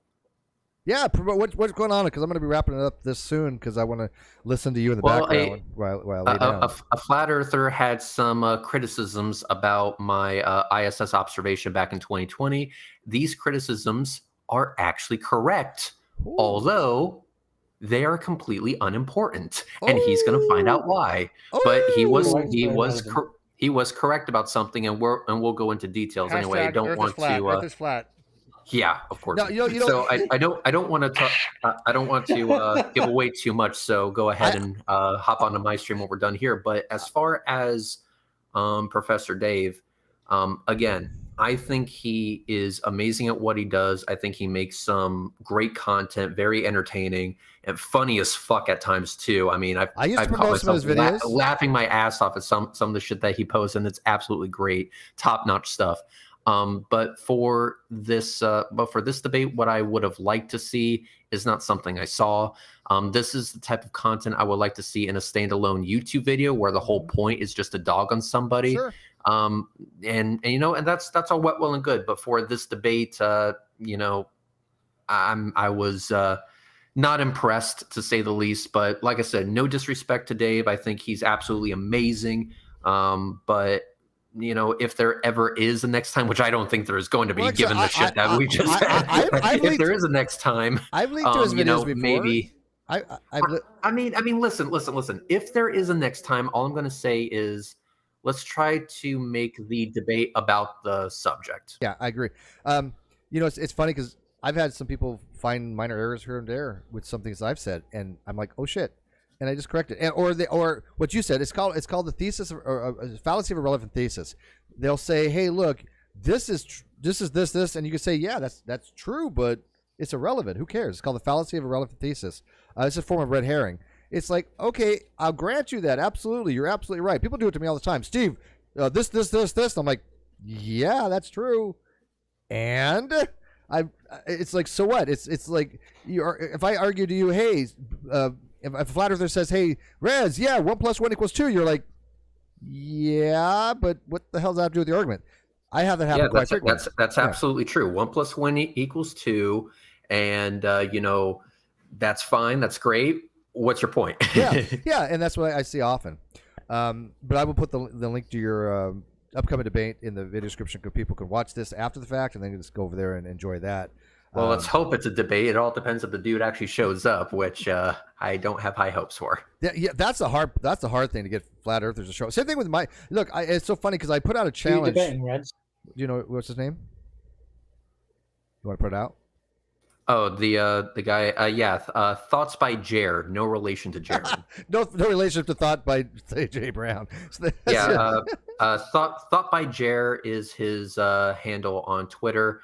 I guess I can, with your permission, I can post it in the why the hell would you need my information? You don't know. You're this channel as much as me anymore. Yeah, but keep in mind, Steve.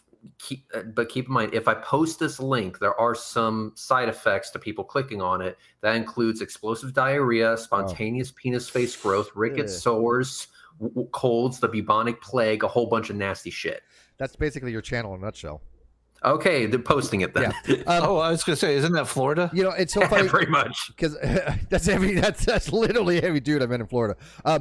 So I put out a challenge because I still wanted to find New Atheist TM, not New Atheist, but New Atheist TM, to have discussions with, and I cannot find anybody, right? It's really difficult to find anybody that will actually discuss the topic and not just have pejorative ad hominem personal attacks. And I'm not using ad hominem as a fallacy, but ad hominem personal attacks, just invectives.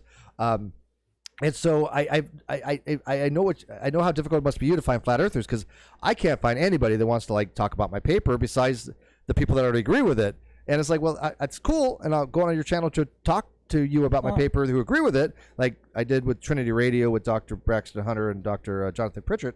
But I want to find people that disagree with me on the paper. Can't do it. So if you disagree with my paper, if contact me. Well, that's the thing. If Professor Dave wanted to debate someone else on the subject, I doubt anyone's going to want to debate him after this performance. I don't think so. I would never. I'll straight up tell you, I would never ever debate Dave on anything unless there was some very strict guidelines, because this is not how I want my interlocutor to debate me.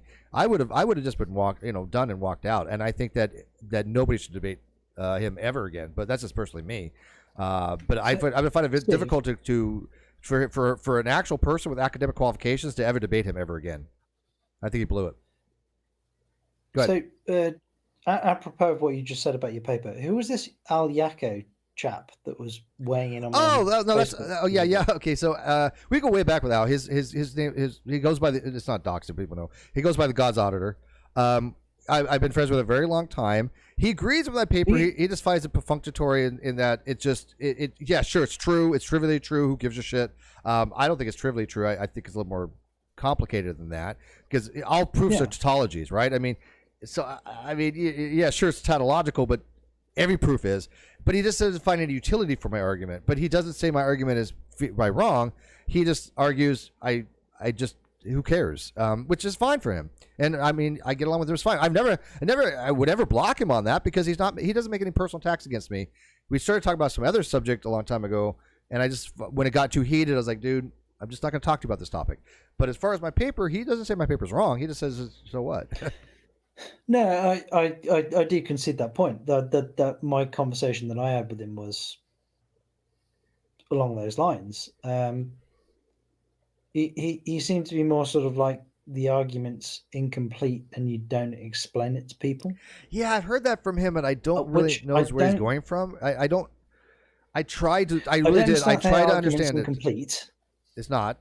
And I mean, I have more appreciation for the you don't explain it to people than the argument's incomplete. I try, because how many videos I have it on my channel? I explained it in detail. It's not that you don't explain it to people. It's just that you have a limited patience. Yeah, which I understand. Yeah. Well, I'll tell you this. The John, argument's incomplete, but I don't get it. I don't get it either. I'll tell you this, and we'll wrap it up.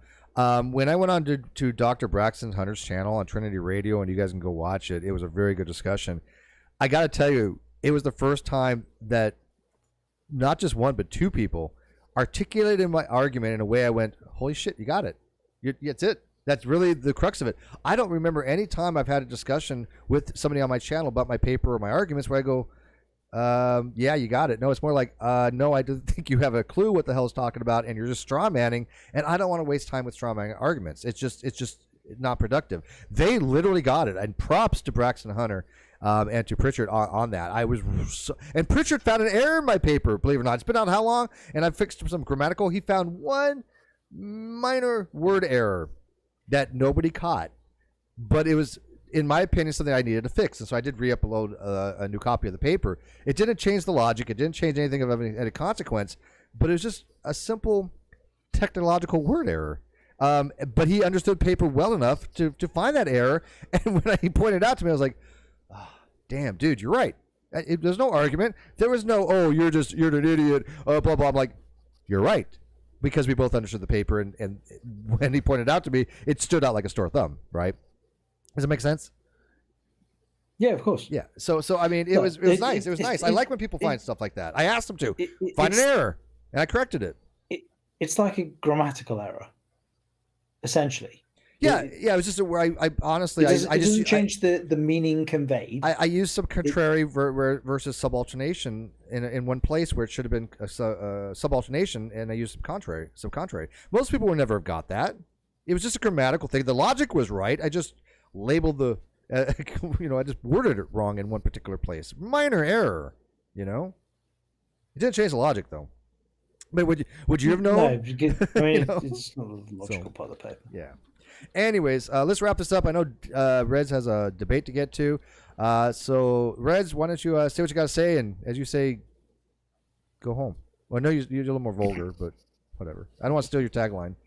No. Oh, thank you. I appreciate it. Like I said, a huge fan of Professor Dave, and I actually highly recommend people subscribe to his channel.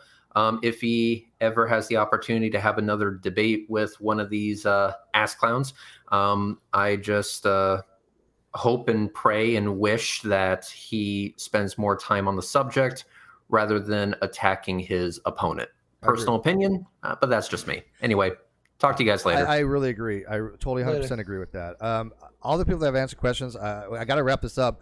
I will be talking about some stuff on my main channel, Steve McRae. So if you wanted to subscribe to my other channel, Steve McRae, I can answer your questions there. But leave it in the comment section as well. I'll try to address the comments in the video comment section because I just don't have time to do it now. But if you want to, my paper's already been in the live chat. You can go ahead and go read it. But it's all over the place. It's called How the Presumption of Atheism by Way of Semiotic Square of Opposition Leads to Semantic Collapse. That's the name of the paper. But anyways, John, what do you got for us?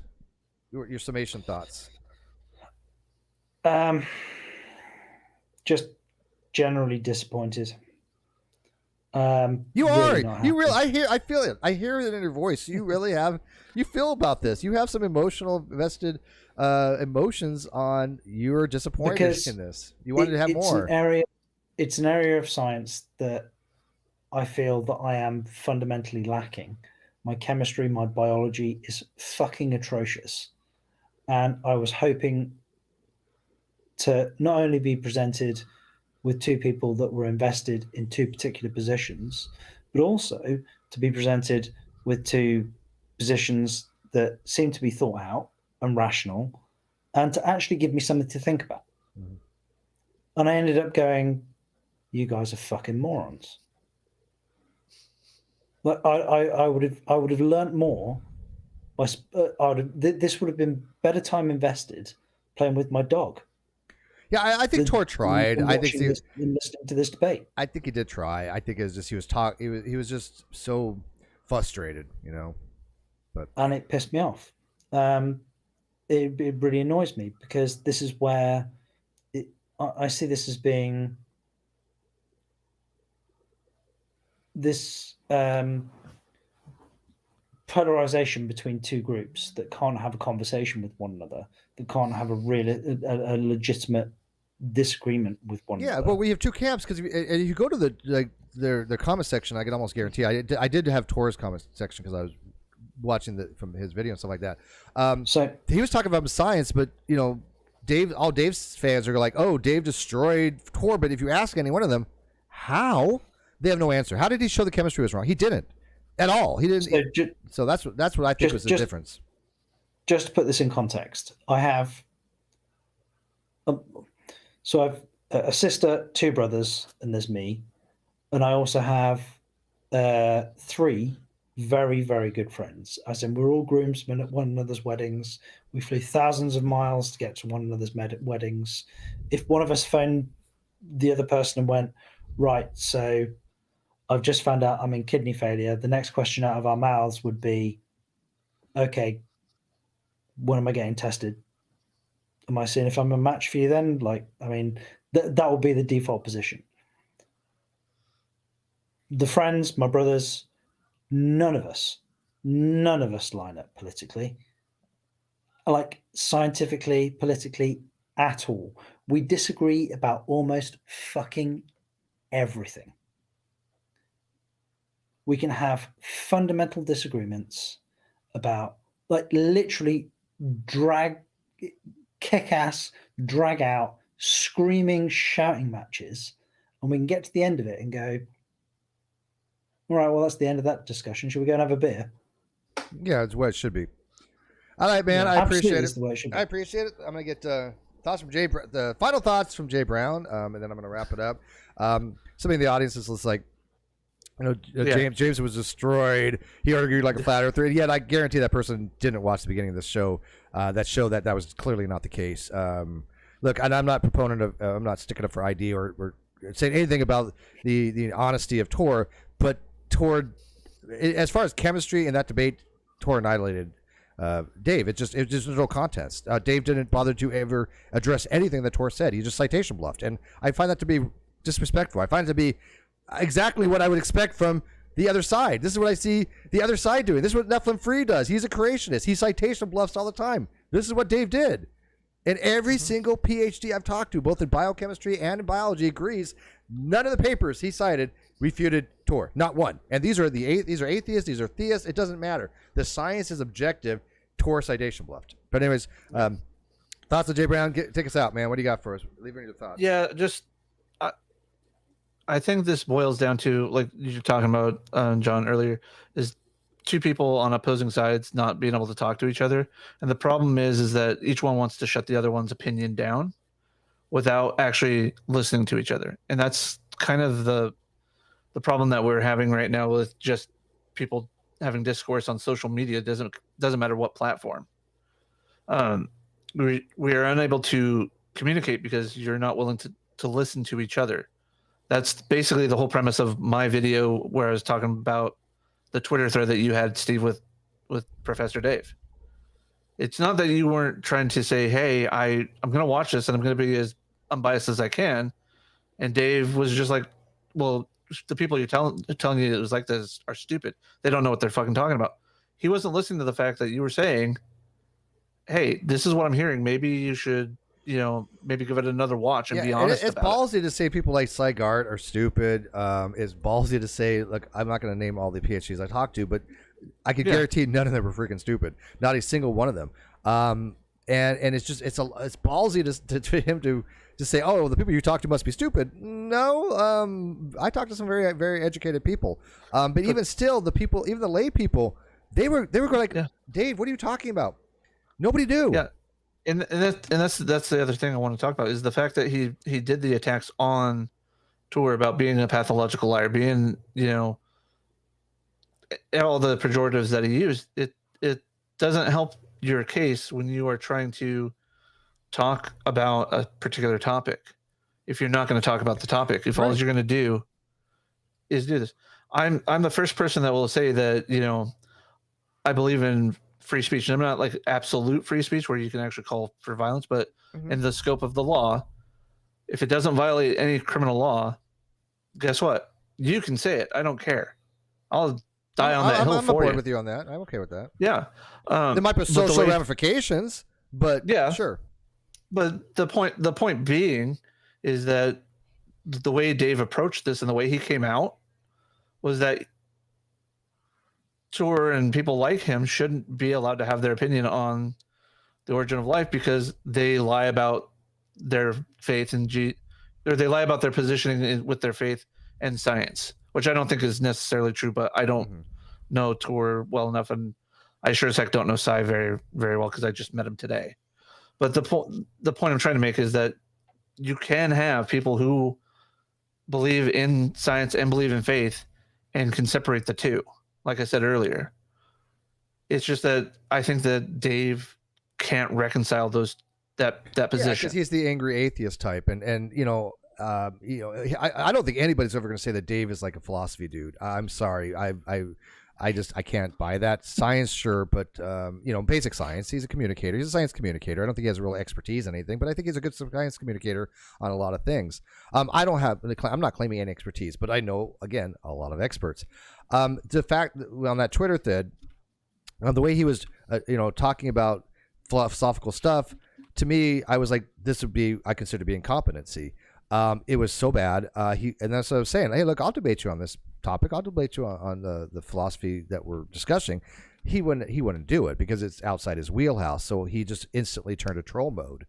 And I think that's exactly what he did in this debate. He was outside of his wheelhouse on Orange of Life, which is, again, a very niche, highly expertised area of research that he doesn't have any real actual experience with or education in, other than just, the tertiary that anybody who takes biochemistry would probably learn. And so I think he just resorted to, I'm going to go on the debate, and I'm just going to trash Tor and show that he's a liar, which I don't think he really made it that much of an argument for. I don't think his arguments were good, showing that Tor was some kind of liar. Hyperbolic language, and sure, is he somebody who probably does lie for Jesus? Yeah, I think most of us probably agree with that. I think most creationists in some way do, but he's not. He doesn't say he's a creationist. And I'm not saying theist in general. Like Sygart, I don't think he would ever lie for Jesus. It's just not his build. He's a very honest dude. Right. I don't know Tor well enough to know that if he would have won it, but some other ones would lie for Jesus. I mean, look at what was it, Nathaniel Jansen? He totally lies for Jesus. I mean, totally. He even says, look, I'm going to use my degree from Stanford to basically lie to people because the ends justify the means, because their souls will be saved. Yeah. Some of them do this. I don't know if Tor is one of those people or not. He could be, but like somebody like Sygart, no, absolutely not. And so this is what I saw on Twitter in the discussion that I had with Dave. He just couldn't out-argue me, and so he just went to troll mode. And it was a shame. And then he blocked me and a whole bunch of other people too. They're like, Steve's not wrong here, or what's the problem? He's just giving you some opinions here. I wasn't even dissing on the dude, No, and that's just it. Is it boils down to does he respect the people he's being combative with as, I won't say intellectual equals, but at least respects them enough and respect for an opponent. Yeah, exactly. Yeah. Let me ask one question before we leave on Luba for China, because I know I got to wrap it up. But he said, Tor shouting and over talking like a lunatic. This was a narrative that like Dave was running. Okay. One, I understand Tor's frustration. Can you show that Tor's chemistry was incorrect, Lubo and China? It's a simple yes or no question. Can you show, and this is what, again, the crux of the matter, can you show what he put on the board was incorrect, and that there is a pathway that would solve that, to resolve that as a polymerization method in the prebiotic world? Could you show us that Tor's chemistry in the debate was wrong? It's just a simple yes or no question, and then we're going to wrap it up after that. But anyways, guys, thanks, Jay Brown. Again, I loved your video. Great commentary. Go watch his video on the Twitter thing. I 100% agree with it. Please leave me a comment on what you think of the debate, what you think of the review of the debate. If you would like to leave thank you tip, that's cool too. I'm not against that. I don't do these as much as I should. Right? Not but just yeah, any tip. Oh yeah, just the tip. Well, at my age, whatever, it doesn't really matter. I'll take what I can get. Okay, don't judge me. But yeah, I mean, I'm happy to take a little tips if they enjoy the content. I don't mind at all. But more importantly, let me know what you think of the debate. I don't want to know who won. I don't think there was a winner because the topic was just so vague. But I want to know is, who'd you learn chemistry from? Who'd you learn? If you knew nothing about the topic to begin with, who do you think you even got a little bit better understanding of the topic? From Dave or from James Tor?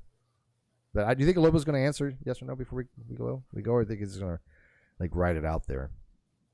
Are you watching the live chat? I just want to know. I really want to know yes or no. Can he refute Tor's? He hasn't yet. I just want to prolong this, but he's probably not going to answer. Yeah. All right. Well, I'll find out if he answers later on, and I'll put it in the video comment section. All right. So thanks Jay. Thanks, John. Appreciate it. Good night, guys. Yep. And we'll see you next time on the NonSequitur Show. Good night. Good night.